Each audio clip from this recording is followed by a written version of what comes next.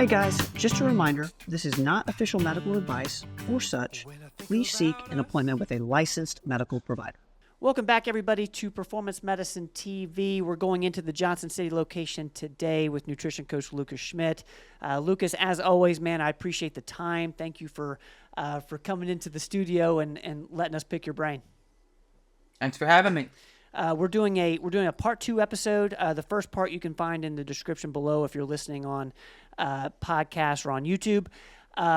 Lucas, we're going over low-carb fruits. The first part was on raspberries, green apples, and avocados, and you have a few more for us. Yeah, this is the to be continued. We're fulfilling that. So the next one is in the last episode, if you watched it, I said there's a few low-carb-ish foods. So this one is low-carb-ish, and it's actually watermelon, fresh watermelon. What? Most people don't think it's low-ish carb because it's so sweet tasting. Watermelon is majority water, hence the name. Yeah. It's mostly water. Very tasty water. Watermelon has 10.9 net carbs per cup. Okay? It's approximately a full slice, like with the, when you cut a big slice out. It's actually like a good amount of watermelon you could enjoy. Maybe not as much as you want in a serving, but it's hard to stop eating watermelon once you start. But it's fairly glycemically friendly if you keep it to the 1 cup, okay, sliced 1 cup. So the cool thing about watermelon, the reason I put it on this list, and the reason I like it, particularly if you're an exerciser, an intense exerciser, it's the highest known source, maybe the only, I'm sure there's one other one out there, but well-known source naturally of L-citrulline, which is an amino acid that is the precursor to L-arginine, which in the exercise world, if you take supplements for exercise, you would probably have heard arginine before. Maybe not citrulline. I've talked about citrulline malate before on here as a performance booster and a potential blood pressure lowering supplement. You want to get it naturally, eat some watermelon. So that's the main reason I like watermelon. Is it's delicious, of course, but it's also a source of L-citrulline. It's the only one I know of. It's a natural, of any amount that's worth noting, I should say. L-citrulline, it's going to have trace amounts of your typical fruit vitamins, vitamin C, maybe some E in there, but mostly C. But yeah, it's a good source of L-citrulline, which is a natural vasodilator, so it could lower blood pressure. And I don't mean by 20 points or anything, but it could temporarily lower your blood pressure, and it also helps with exercise performance. Okay. So citrulline can help you get a little more oxygen in your blood, which is cool. The next one down would be cherry tomatoes. It's one of my favorite fruits. I love cherry tomatoes. Tomatoes are a fruit, so cherry tomatoes are great. I picked cherry tomatoes because their skin to fruit ratio is higher, and you get quercetin in the skin, which is a compound, again, I mentioned from the green apples in the last episode that we like. So there's that's present in cherry tomatoes.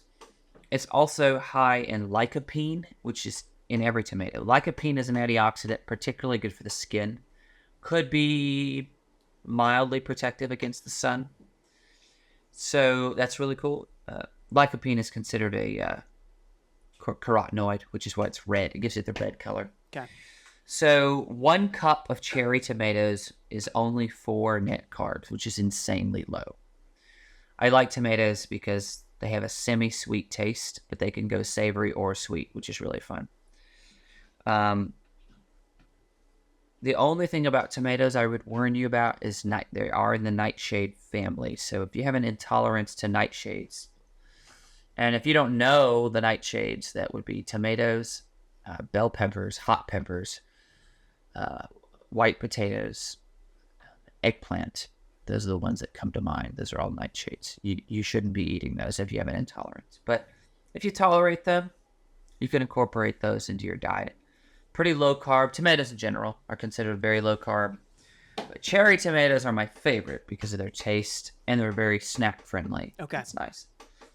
And then the last one is, again, one it's kind of, people go, wait a minute, it's a vegetable. No, it's not. is an English cucumber. Cucumbers in general are fruits. All cucumbers, to my knowledge. But the English cucumber is my favorite because it's larger. I like the flavor the best, and they are usually seedless. So more easy to eat, less gas. I kind of get gas from regular cucumbers, I think, because of the seed. I could be wrong, but that's the common denominator. Gas for me is a lot of seed. So, and cucumbers are insanely. They're considered a ketogenic friendly food. So we're talking single-digit net carbs per serving, like for a whole cucumber, probably.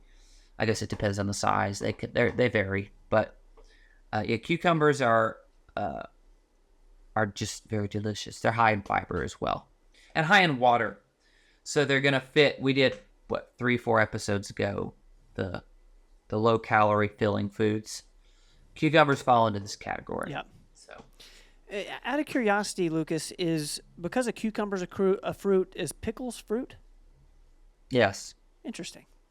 it's preserved fruit. Fermented and preserved fruit. I Sounds very appetizing when you put it that way. I love that you mentioned cucumbers. I feel like we don't talk about those enough because when I think about, I know they're great. they're so good, and they fill me up a little bit, and Listen. they taste good. They're light, but also fill you up at the same time in a way. Yep. So super cool, man. Anything else you want to dive into before we get off here? I don't think so. I think that covers it. With the watermelon, again, that's a low carb-ish. So don't think, well, I'm gonna eat half a watermelon in one sitting. That's no longer low carb. But you can enjoy some watermelon. Again, you could eat more of it after a workout. Yep. Or maybe right before, but as long as there's exercise nearby, you can enjoy more of the low carb-ish fruits.